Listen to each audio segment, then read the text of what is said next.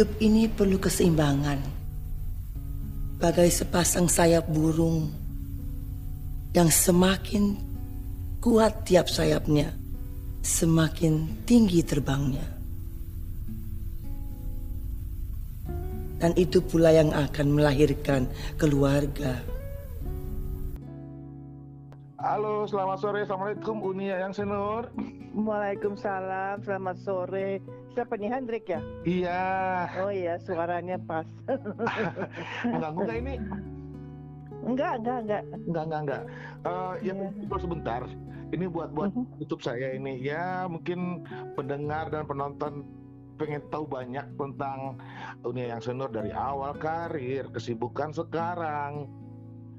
Sejak kapan mulai karir di dunia film? Oh, saya pertama kali main di film tuh tahun 77. Wah, oke. Itu masuk ikut dalam filmnya Arifin Senur. Ya.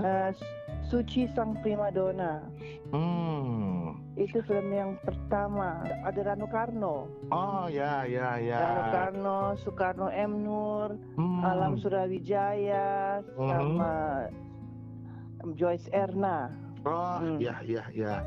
Sampai sekarang ada berapa film Uni? Wah, saya nggak tahu. Mungkin 40-an kali ya, nggak tahu deh. Pernah belajar dunia acting atau sekolah khusus? Enggak. Jadi begini, saya waktu tahun 72 itu tingkat 1 di UI. Ya. So saya ikut teater kecil. Teater kecilnya Mas Arifin.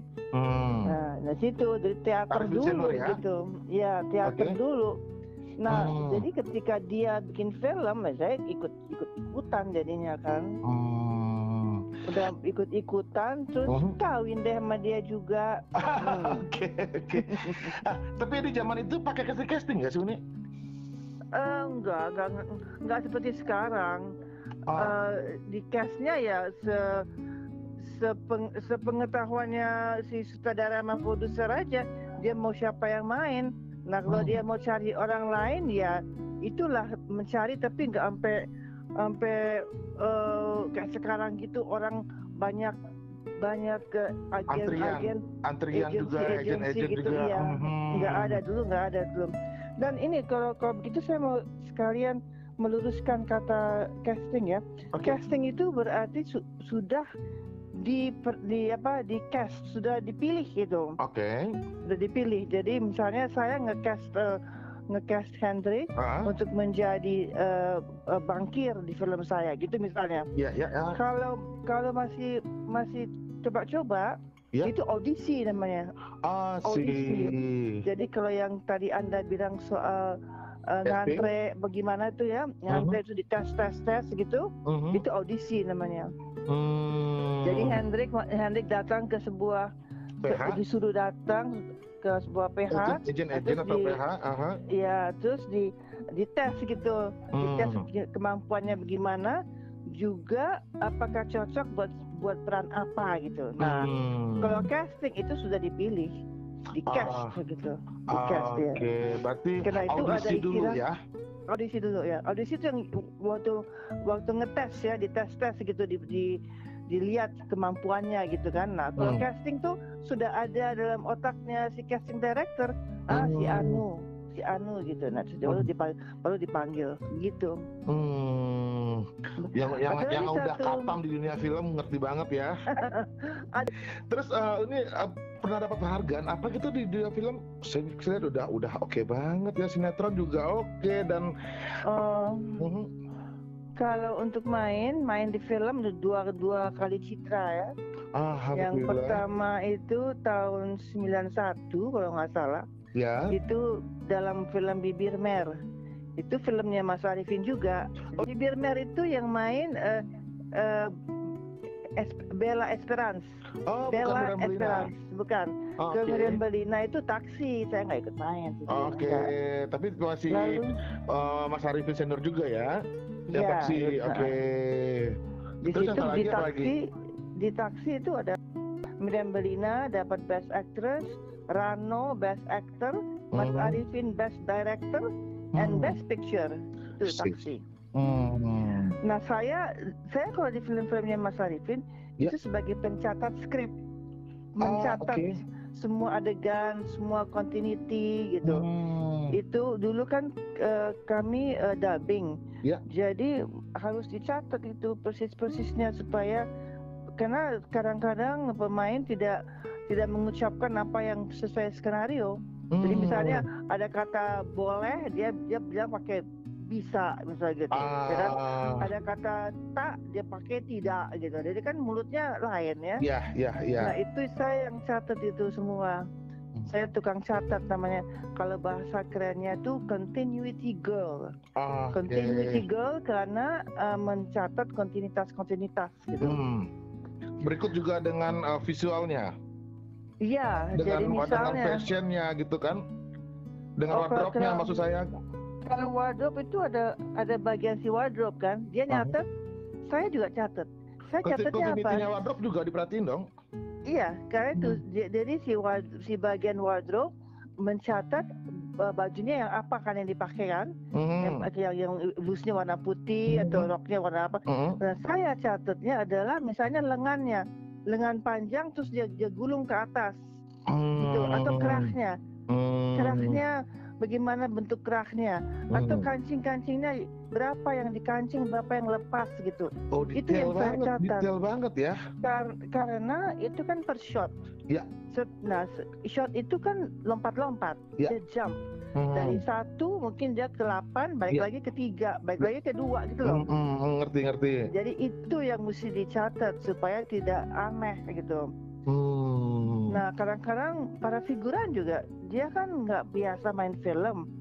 Jadi ya itu begitu makan siang dia gulung itu lengannya.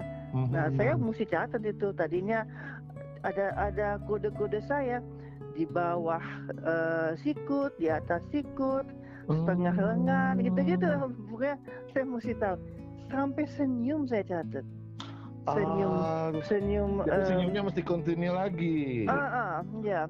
Senyum. Karena buat aktor yang nggak biasa itu dia pasti nggak memperhatikan itu. Dia nggak memperhatikan. Jadi kita mesti perhatiin.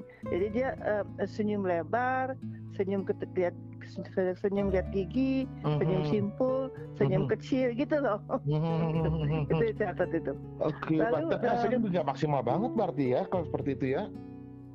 Iya, karena itu kita mesti hati-hati. Namanya juga film itu mesti hati-hati, nggak sembarangan. Lightingnya gimana tuh? Dan lighting kadang-kadang yang harus berubah dengan cuaca gimana? Lighting sih, itu saya nggak nyatet, itu si bagian kamera tuh. Mereka ada yang tuh. Sama seperti juga set atau properti yang ada di meja, itu juga ada bagiannya kan? Ada bagiannya, tapi saya juga catat gitu. Saya mesti catat. Kalau orang pakai giwang misalnya, saya mesti catat giwangnya kayak apa, saya gambarin gitu giwangnya kayak kira gimana gitu. Saya nggak percaya deh sama orang lain gitu, karena saya pernah dimarahin, saya pernah salah. Saya pernah salah. Jadi waktu di film Serangan Fajar, itu ada yang namanya Bu Parmi, dia pakai kemben yang kutang gitu, ya kutang. Tapi waktu kita mau retake karena tambahan apa gimana saya lupa, atau filmnya rusak atau gimana, jadi kita mau retake, dia pakai kemben aja, nggak bukan yang kutang yang pakai tali, yang pakai tali zaman dulu gitu ya. Ya coba kan gawat itu. Nanti kan ada satu shot yang pakai tali, satu shotnya enggak gitu. Itu di retake sama sekali,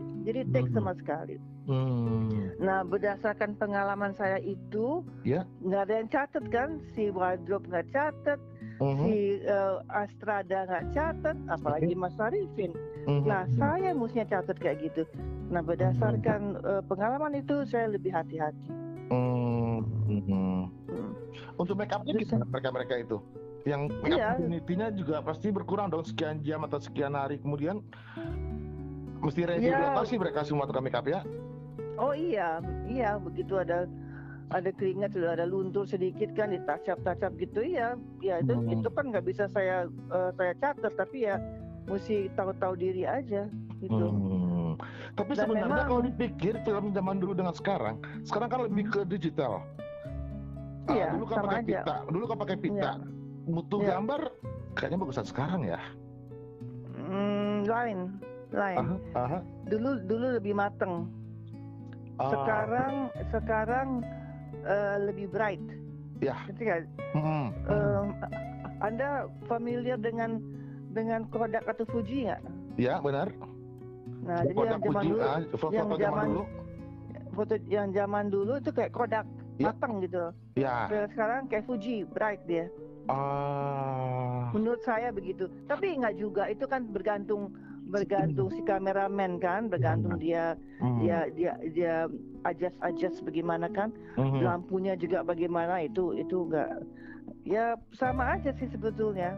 Maksudnya agak beda tapi sama, kualitasnya sama. Soalnya lagi-lagi bergantung orangnya. Bergantung orangnya yang melakukannya, yang menjalankannya. Seperti saya selalu bilang bahwa sutradara itu penting.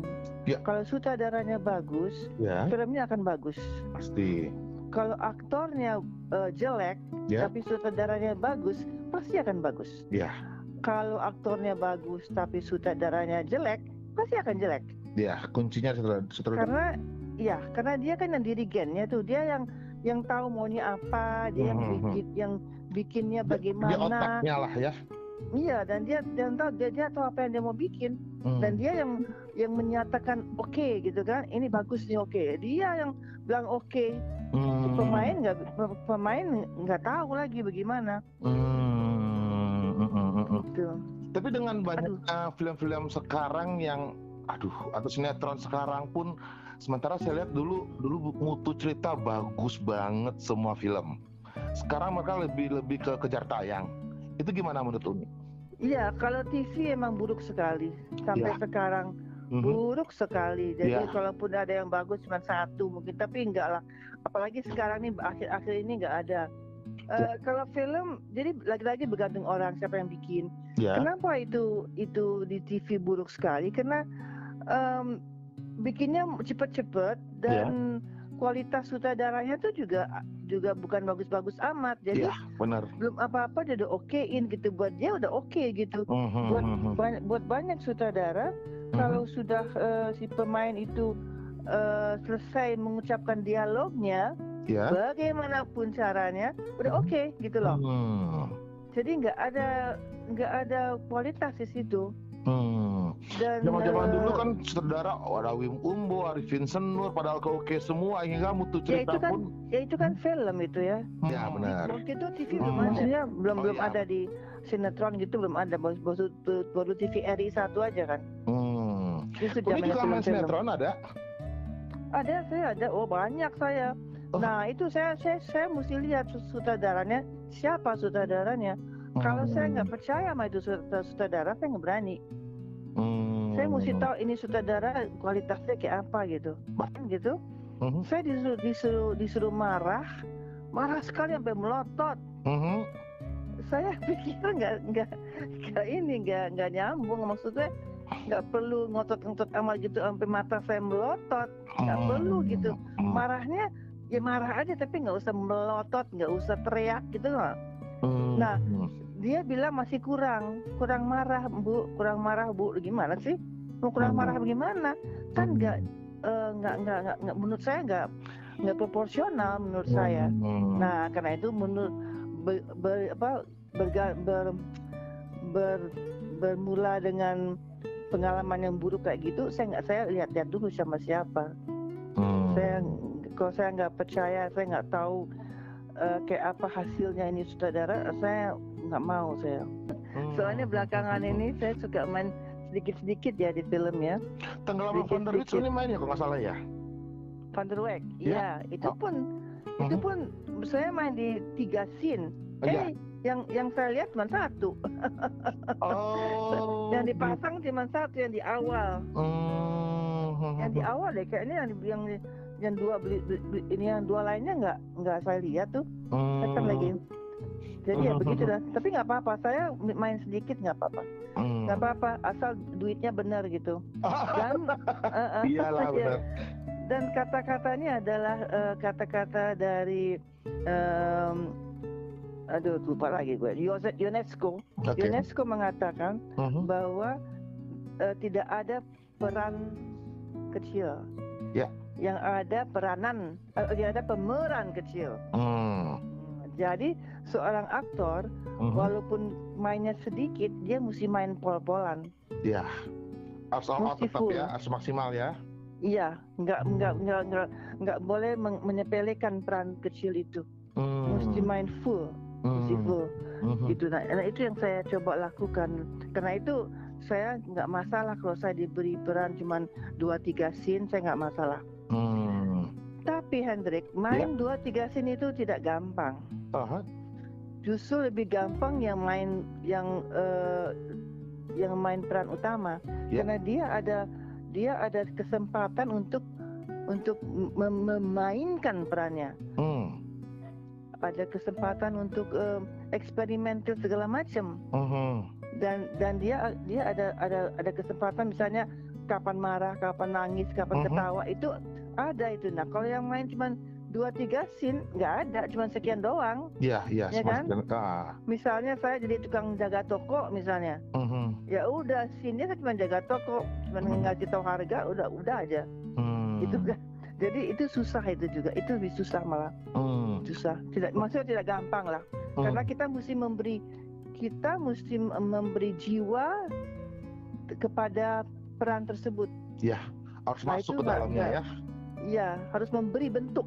Harus memberi bentuk, memberi karakter pada karakter itu. Nah, kalau cuma 2-3 scene mana sempat. Balik tadi ke cerita Uni dapat Citra. Tadi kan bibir mer, apa sih? Bibir mer ya? Bibir mer ya. Satu lagi apa? Satu lagi Cinta Itu Beda. Cinta Itu Beda tahun berapa ya? 2013 mungkin. Saya lupa. Okay. Itu sutradaranya Hestu. Sutradaranya Hestu. Oke. Lalu saya juga dapat untuk film Eliana. Sutradaranya Riri Riza. Iya. Itu ada 2 penghargaan, 3 malah. Yang satu di Deauville, Prancis. Itu saya duo best actress namanya. Duo best actress dengan Rachel Mariam. Ya. Karena sebetulnya dia yang peran utama, saya peran pembantu kan dari ibunya. Tapi karena ensemble permainan kami itu pas dan bagus, jadi kami berdua yang menjadi best actress gitu. Kalau di Indonesia ada di festival Oscar apa di Citra kan ada pemeran utama dan pemeran pembantu kan. Nah, di Deauville itu cuma ada 1 pemeran. Nah, jadi saya yang sebetulnya pemeran pembantu juga dianggap bagus karena permainan kami berdua yang bagus. Jadilah duo best actress gitu. Itu saya bangga sekali dengan piala itu. Tuh pialanya dari kristal gitu. Oke. Lalu misalkan yang nulis skrip tadi yang tidak boleh menjadi tidak, berarti kan mereka harus dubbing.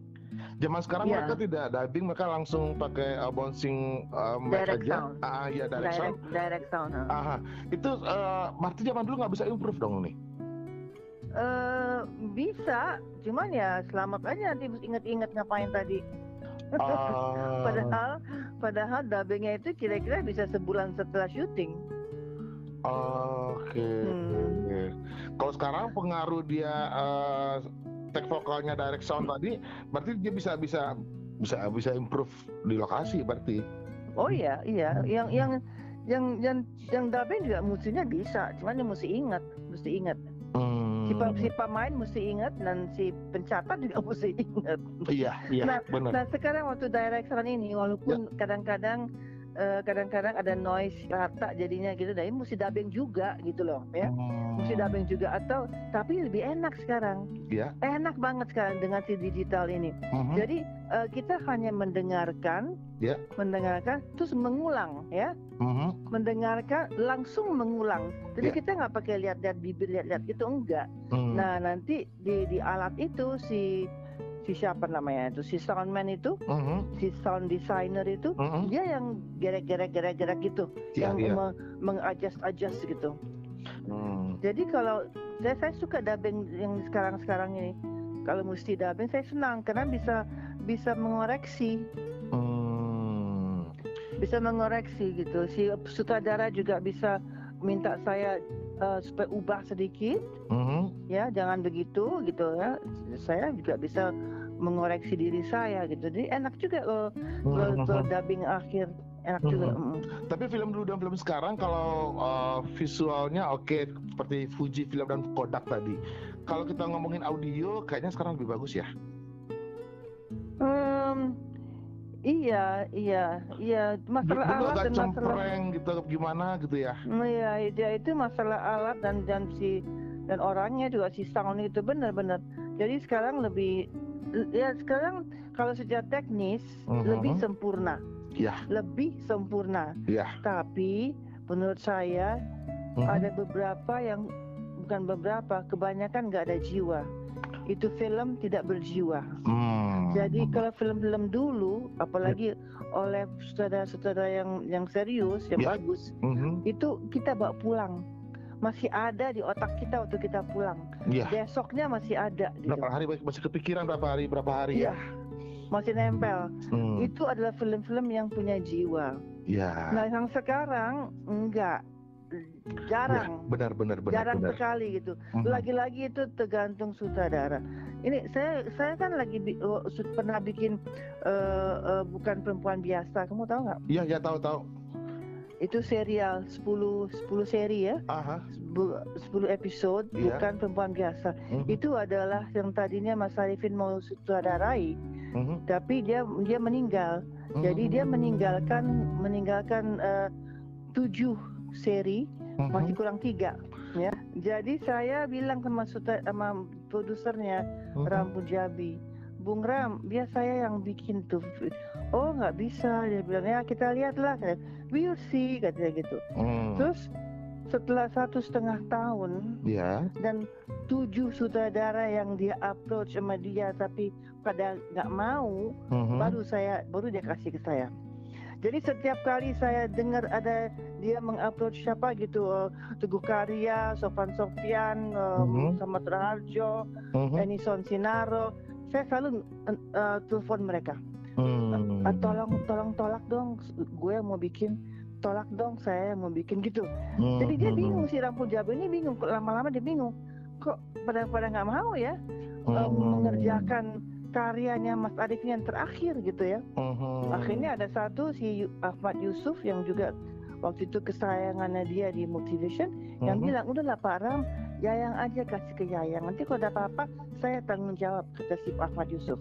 Karena si Pak Ram kan nggak tahu kemampuan saya kan belum pernah jangan boro-boro nyutradarai, mengasrada aja saya belum pernah, kan dari pencatat doang saya kan pencatat, jadi dia pikir mana tahu saya.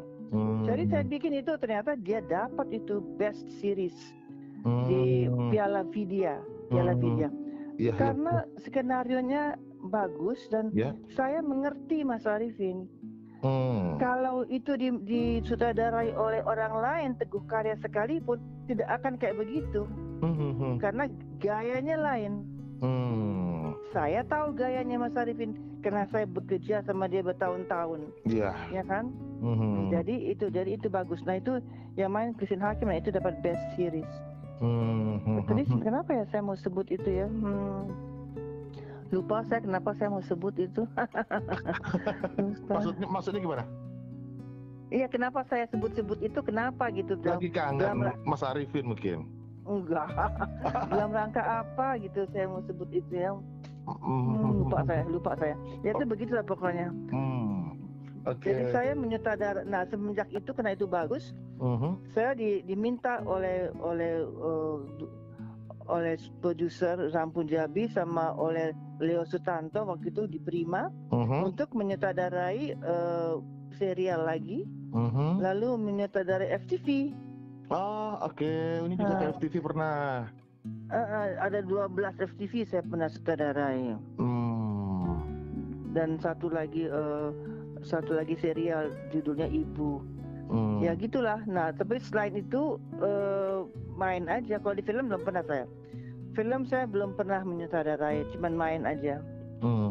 Ini asli Padang kan? Oh iya. Padangnya di mana nih? Orang tua saya kalau di Solo. Kamu dari mana? Kalau saya Padang Kota. Oh, Padang Kota. Padang Bana ya. Oke. Bisa aja sih. Kalau ayah dari Selayo. Selayo itu di mana ya? Solo. Oh, Selayo. Solo dekat Danau Singkara. Kalau ibu?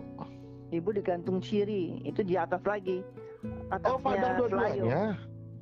Iya, dua-duanya. Asli Padang berarti ya? Iya. Sejak kapan ninggalin Padang? Apa lahir di Jakarta? Nggak pernah tinggal di situ, nggak pernah. Nggak pernah, dari kecil di Jakarta terus dan kesana cuma untuk kayak sekali, seminggu 2 minggu itu paling banyak 2 minggu, nggak pernah lama, nggak pernah tinggal di situ. Oke, terus cerita Uni yang masuk ke dunia perfilman itu tahun berapa, usia berapa pertama kali? Ya itu film pertama tuh tahun 77. Berapa tuh umurnya? 27. Oke. Tuh saya lahir tahun 52, jadi berapa? 25 ya? Umur 25 ya. Dan sampai sekarang masih aktif saya lihat. Iya, karena hanya itu yang saya bisa bikin. Saya nggak bisa kerja yang lain. Saya nggak bisa dagang, nggak bisa kerja kantoran, nggak bisa bisnis, nggak bisa handicraft itu pekerjaan tangan nggak bisa. Hanya acting yang saya bisa. Gitu. Nggak pernah di Parvi, apalagi yang sekarang nggak pernah. Apalagi sekarang udah nggak jelas tuh Parvi ada 3 ada berapa nggak tahu. Saya nggak pernah. Saya dulu anggota Parvi karena waktu itu yang zaman film itu seluloid itu satu keharusan oleh Departemen Penerangan. Oleh Depen waktu itu masih Pak Harmoko menterinya. Itu satu keharusan bahwa orang film tuh pemain film tuh mesti anggota Parvi. Mesti. Iya. Juga kru mesti anggota KFT. Jadilah saya anggota KFT sama anggota Parvi. Yang lucunya di Parvi itu ada jenjang-jenjangnya. Dari mulai CA calon anggota, lalu naik ke anggota muda, lalu baru bisa anggota biasa. Oh, berproses ya? Ya, nah saya karena waktu zamannya Mas Arifin saya jarang main di film, karena untuk naik jenjang itu harus main 5 film. Jadi dari calon anggota masih ecek-ecek, kamu mesti main 5 film, tapi mesti main yang peran pembantu, bukan yang figuran. Oke. Nah jadi saya dari dulu CA terus calon anggota terus. Tapi sebenarnya ada bagusnya juga semua orang film, apa itu kru, mereka di bawah bendera Parvi. Kalau sekarang kan bebas ya, entah berapa bisa muncul. Dan dulu kan tertes gitu ya, kontrolnya dites jalan gitu. juga. Iya, kualitas terjaga, kualitas kan. Lalu di KFT kan saya kan cuma pencatat adegan. Itu juga paling bawah. Jadi saya nggak pernah naik ke jenjang astrada, itu nggak pernah. Jadi saya itu aja tuh pencatat terus gitu. Nah, dengan serial Bukan Perempuan Biasa, karena itu bagus dan dapat penghargaan, saya langsung jadi sutradara. Oke. Langsung dari sutradara, jadi nggak pakai, karena itu juga mesti 5 kali ini 5 kali itu begitu. Jadi itu waktu itu karena kita mesti ya, karena itu selalu peraturan dari Depen, pembuatan film mesti begitu supaya mereka bisa kontrol kali ya. Nah sekarang nggak ada, dan saya nggak termasuk di Parvi mana-mana pun sekarang. Karena Parvi nggak memberi apa-apa. Waktu dulu kan itu keharusan. Jadi itu mesti. Nah sekarang kan nggak ada keharusan, rame-rame aja. Iya benar. Apalagi film pertama Uni tadi itu sutradaranya Mas Arifin? Iya, enggak. Yang pertama saya main tuh judulnya Terminal Cinta. Oke. Itu sutradara Abrar Siregar. Oke.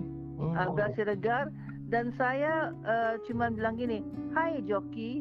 Dan saya naik motor, saya naik skuter, berhenti, turun dari skuter. Singkat hai banget joki. ya. Ya, itu bisa 7 kali take loh. Jokinya Rendra, jokinya itu Rendra. Wes Rendra saya maksudnya? lagi, iya. Jadi saya kan sekolah di UI itu di bagian di FIS, Fakultas Ilmu Sosial. Nah mereka lagi syuting di situ. Nah karena saya kan orang teater, mereka kenal saya, Abranya kenal saya, Mas Willy juga kenal saya, karena teater kan. Mereka lagi berdiri di situ dekat di sekolahan di kampus. Terus udah yang ikut main yang ya ayo gue bilang gitu. Bilang mas saya ikutan dong, dari apa kayak gitu gue bilang ya. Terus dia kasih peran. Kesannya spontan aja gitu ya. Iya tapi dia masukin di skenario, skenarionya ada. Karena saya mendengar bahwa dia akan film gitu. Kan kita dengar, kan kita tahu dia mau bikin film. Nah, saya membandingkan diri aja, saya ikut dong, saya pengen main film gitu. Saya orangnya pengen nampang. Memang di usia segitu wajar lah. Memang masuk teater pun juga pengen nampang sebetulnya. Pengen on stage gitu loh. Ya, sebetulnya saya kepengen jadi Pragawati. Iya, harusnya jadi model. Coba ngomong itu. Iya, tapi kaki saya jelek, kaki saya kecil. Kayak kaki meja. Saya kan dulu kurus. Bukannya cewek bagus betisnya kecil? Nggak tahu nih kata Tante Non Kawilarang. Oh, nih katanya. Tapi Uni kalau dari tinggi aman loh jadi model. Iya, tapi buat nggak proporsional gitu. Kaki saya terlalu kecil, nggak proporsional gitu. Jadi si Tante Non Kawilarang itu bilang nih katanya nggak cocok. Jadi begitu saya suka nonton sandiwara kan, kalau gitu gue main teater aja kan, nampang juga tuh di atas stage kan. Gitu itu asal mulanya. Ngomongnya banci kamera itu. Iya benar. Benar anak sekarang bahasanya begitu. Benar. Saya banci nampang, nampang terus. Untuk dunia perfilman, planning Uni gimana atau bagusnya seperti apa sih itu film ke depan menurut Uni? Berjalan saja lah. Itu semua dengan nggak bisa dibilangin sih, itu berjalan aja karena itu menyangkut banyak orang sih, menyangkut keuangan produser, menyangkut distribusi filmnya, menyangkut apa tuh namanya human ininya, menyangkut segala macam. Jadi itu jalan aja itu. Pasti akan ada terus. Film bioskop pun juga sekarang tidak sebagus dulu ceritanya. Di bioskop. Film bioskop sekarang pun di Indonesia. Ya itu kan saya bilang nggak ada jiwa, nggak ada soul. Tapi dia lancar, orang nonton banyak. Jadi ceritanya itu lancar. Secara teknis nggak ada yang miss. Nggak ada yang, tapi nggak ada soul, jadi nggak berkesan berarti kan. Itu aja. Tapi ya nggak apa-apa juga. Ada deh 1-2 yang berkesan, adalah. Tapi ya nggak tahu deh. Memang. Ya apalagi film-film ABG sekarang, aduh apa sih ini film anak sekolah nggak jelas. Walaupun dulu ada Cita-Cita SMA, Cita-Citanya Rano, tapi itu sampai sekarang masih bekas kepala orang. Ya karena kamu waktu itu juga sama aja, iya kan. Penontonnya ya bergantung penontonnya. Sekarang aja anak-anak sekarang, kamu berapa umurnya? 46. Nah, kamu kan udah tua, kamu Oke. Buat kamu nggak menarik, kamu nggak menarik itu, apalagi bahasanya udah kacau balau kan, sembarangan tuh bahasanya sembarangan sekali gitu kan. Jadi itu udah zamannya harusnya begitu. Itu dari KPI kali ya, mungkin terlibat ya. KPI? Ya. Enggak. Ini masalah selera aja, Hendrik. Masalah selera. Kayak gini misalnya, waktu saya masih remaja ya. Itu saya suka Rolling Stones kan, suka Queen pun, Rolling Stone, Beatles gitu kan ya. Buat ibu saya Rolling Stone itu apa katanya. Buat ibu saya gondrong itu apa gitu. Jeans yang sobek-sobek itu ngapain gitu buat ibu saya. Benar. Nah sekarang saya juga pikir ih lagu-lagu sekarang kayak apa sih? Nggak ada yang ini deh, nggak ada yang nempel deh. Berarti zamannya. Nggak ada yang nempel. Nggak ada yang nempel.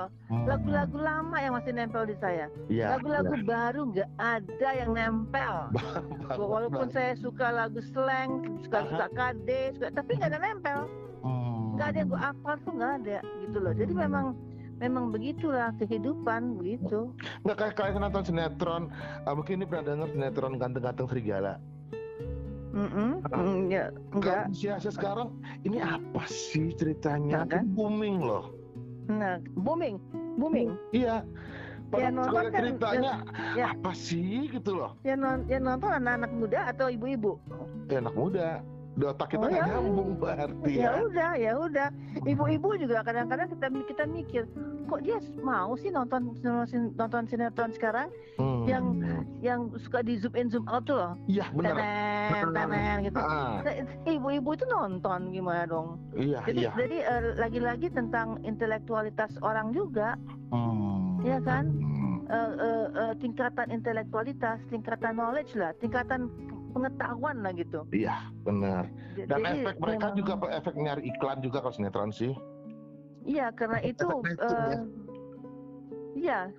sangat bergantung pada rating, itu sangat bergantung kepada iklan sangat bergantung kepada penonton. Saya nggak tahu dari mana itu ya. Tapi kan nggak ada yang, saya nggak percaya itu bisa yang bisa diperiksa penontonnya banyak apa enggak, saya nggak percaya tuh. Iya.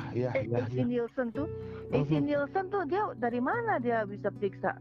Apa dia pasang semua TV, dia pasang alat itu? Kayaknya nggak mungkin deh. Iya. Dan kita kan kalau kita cari ganti-ganti channel, kan dia mana tahu kita benar-benar nonton apa tidak? Saya nggak percaya itu. Ya, YouTube dia bisa ketahuan sekian menit ditonton orang, dia bisa lacak. Soalnya dia satu station lah istilahnya. Oh ya, gitu. Ini kan di mana-mana, apalagi sekarang TV swasta banyak. Iya. Nah, ada satu lagi yang kesalahan sekarang, saya nggak tahu dari mana mulanya dan bagaimana mengatasinya. Saya main terakhir nih yang kebetulan diputar waktu malam takbiran kemarin, waktu hari Lebaran kemarin. Itu tentang malam takbiran. Saya sebagai seorang ibu yang anaknya nggak pernah pulang, nggak pernah nengok, gitu ya. Jadi sekali ini malam takbiran nanti malam, gue berharap bahwa anak-anak akan datang. Jadi saya udah masak dari siang, saya udah masak dari opor segala macam saya masak. Itu masa gue pakai ciput sih? Saya di dapur sendiri, di rumah sendiri, panas-panas mau masak, masa pakai tutup kepala? Kan nggak masuk akal itu. Iya. Itu ribut sama sutradara. Dia bilang, aduh yang pakai dong yang, soalnya nanti ini kan Islam ini mau takbiran.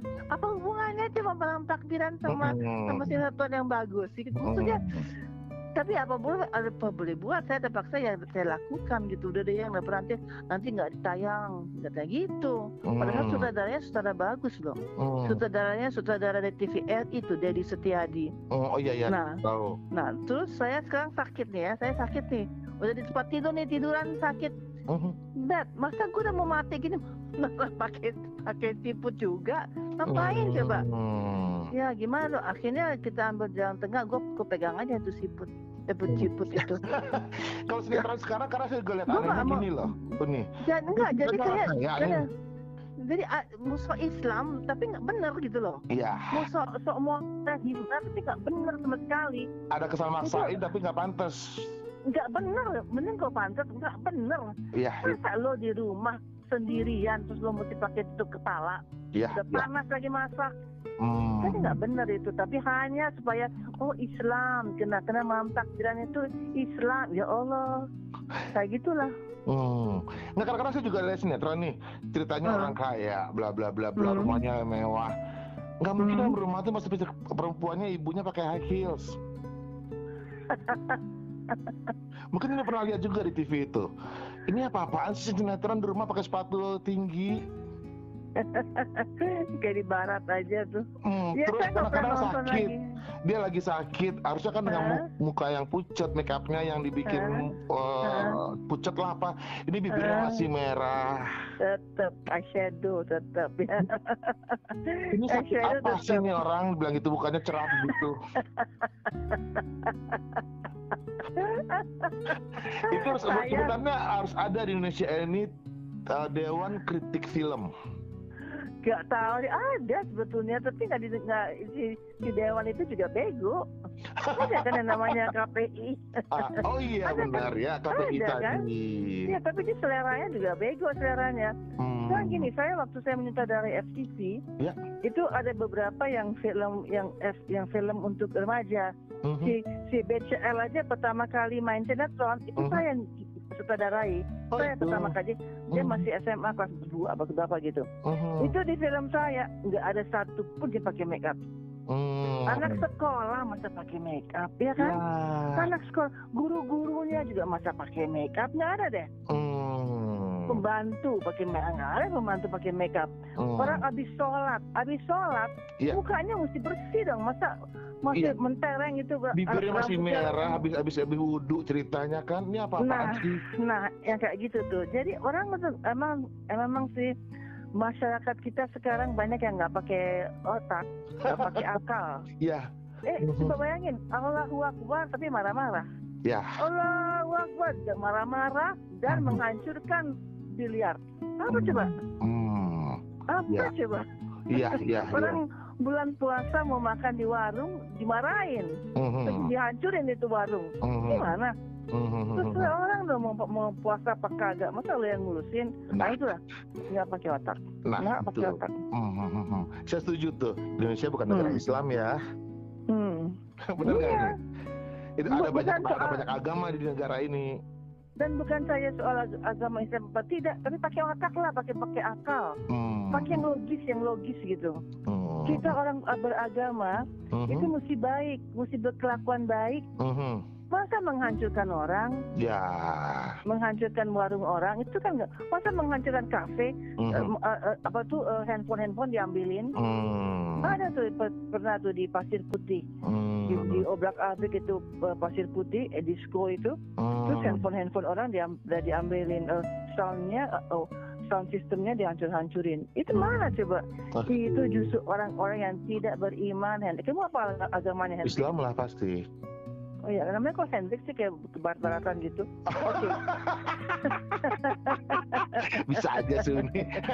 Saya udah haja itu tahun 88. Tahun 88 dan saya tidak pakai jilbab. Karena menurut saya itu jilbab itu adalah pakaian sono. Bunda Maria aja kan pakai kerudung gitu kan, kita lihat di patung-patungnya, di gambar-gambarnya pakai kerudung. Nah memang ada satu cerita yang namanya, saya sebut namanya aja, Musda Mulia. Oke. Dia seorang aktivis kan, dan dia juga pakar agama. Dia pernah dalam perjalanan dari Medina mau ke Kairo. Oke. Dia kan pakai jilbab ya. Jadi dia cerita dari Medina sampai ke Jeddah, orang sudah buka itunya di pesawat, sudah buka itunya jilbabnya dibuka, udah nggak pakai lagi. Jadi turun di Jeddah dia udah nggak pakai tutup kepala lagi. Ya. Terus lagi ke Kairo udah pakai tank top dia. Terus dia tanya, kenapa kamu kan waktu itu pakai ini, kok sekarang jadi pakai tank gini gitu ya? Jawabannya apa tuh orang-orang cewek-cewek itu? Itu kan tradisi, itu kan pakaian tradisi. Tuh. Jadi nggak ada hubungannya dengan agama. Iya. Itu si Quraisy Shihab juga bilang, hijab itu bukan identitas Islam. Iyalah orang dari zaman Yahudi pakai itu. Iya benar. Dan ya begitulah. Jadi ya begitulah. Tapi ya nggak tahu kenapa orang pakai, mesti kayaknya kalau nggak pakai. Nah terus orang yang mau diadili di sidang tiba-tiba pakai jilbab. Atau ada juga sekarang jilbab musiman, belum puasa doang dipakai.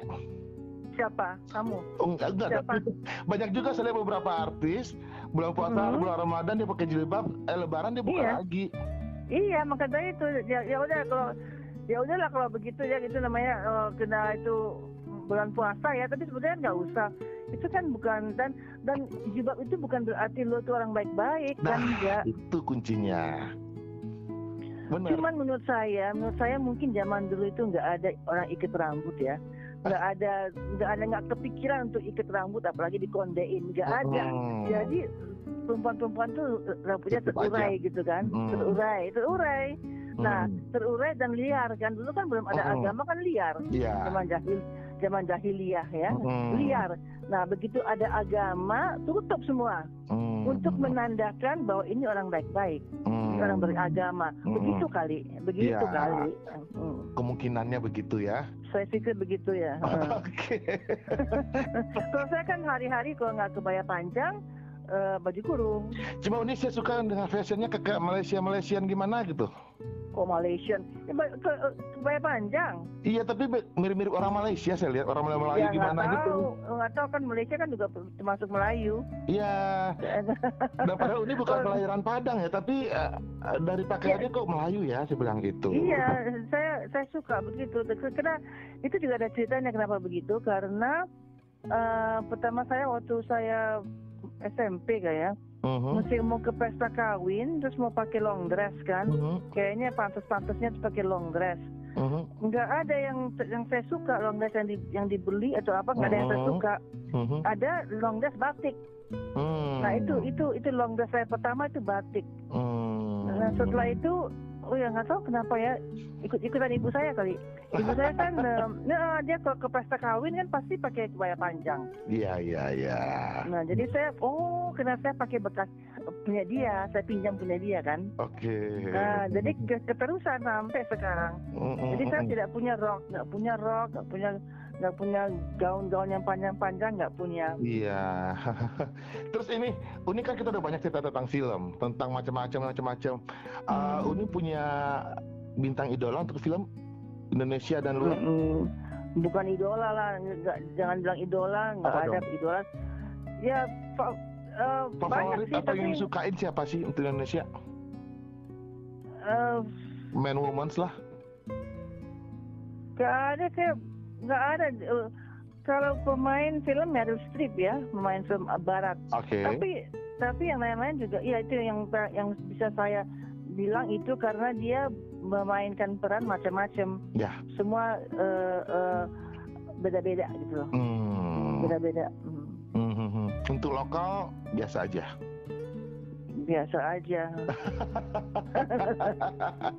Kalau orang pakar film lebih detail nilainya pasti. Ya, soalnya kan saya udah tahu kan gimana caranya kan. Saya tahu kiat-kiatnya, saya tahu kan. Saya tahu kiat-kiatnya, jadi saya tahu apakah ini orang mainnya benar apa enggak kan. Oke. Saya tahu nih orang benar mainnya apa kebetulan atau mainnya apa, atau ya itu tahu kan jadi biasa aja, bagusnya biasa, bagus karena saya tahu. Oke. Saya tahu prosesnya. Oke. Next project apa nih? Nggak tahu ini COVID kayak gini, nggak ngerti deh. Iya ya. Nggak ngerti. Terakhir saya main buat web seriesnya Gossip Girl. Sutradara Nia Dinata. Ya. Itu terakhir. Lalu kalau film apa terakhir ya? Jaga pocong kalau nggak salah. Saya jadi pocong saya.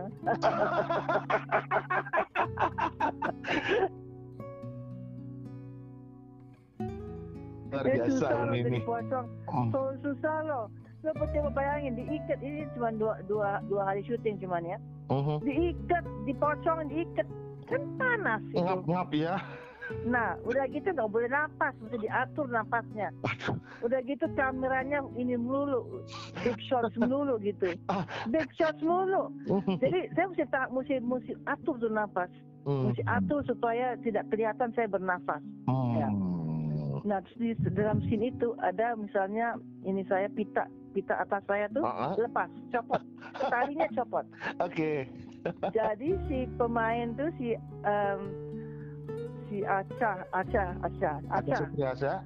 Septriasa, dia datang, dia lihat, lama dia lihat, kan dia takut juga kan, dia lihat kiri kan, dia lihat kiri kanan, kenapa sampai copotin gitu kan. Saya selama itu saya mesti diam kan, mesti atur nafas saya, terus dia pelan-pelan ngambil lagi tuh tali, terus dia pasang lagi. Nah sama dia pasang, bayangin nggak? Sama dia pasang dari angle sini, dari angle sana, dari beberapa angle diulang-ulang. Udah gitu ya. Terus kemudian kapas yang di hidung copot, lepas. Itu juga dia mesti lihat kiri kanan, kenapa nih kapas copot, nggak ada siapa gitu. Dia ambil pelan-pelan kapasnya, dia masukin pelan-pelan ke hidung saya. Oke, film pertama Uni di luar film yang syuting dadakan di kampus tadi, boleh tahu harganya berapa saat itu? Nggak pakai honor, orang cuma tiba-tiba diajak gitu. Bukan yang di kampus itu, yang sama si Mas Arifin. Rendra. Iya kan, saya lagi berdiri di kampus saya itu. Itu kan nggak dikasih honor, atau terima honor pertama di film itu berapa? Oh, berapa ya? Suci Sang Primadona itu berapa ya? Lupa saya berapa lu? Udah lama banget ya, faktor U juga ini. Ya kan lain kan, nilai uang juga lain waktu itu kan. Iya benar. Oke, ini udah panjang banget ngobrolnya. Oke. Udah berbagi cerita banyak, dapat ilmu banyak juga saya. Nanti kalau ketemu ini ya, sapa saya ya. Pasti. Sehat terus Uni, dan ya sehat lah pokoknya, dan sukses terus, berkarir terus. Saya bisa dengar di mana ini? Nanti saya kirim ke Uni linknya di YouTube.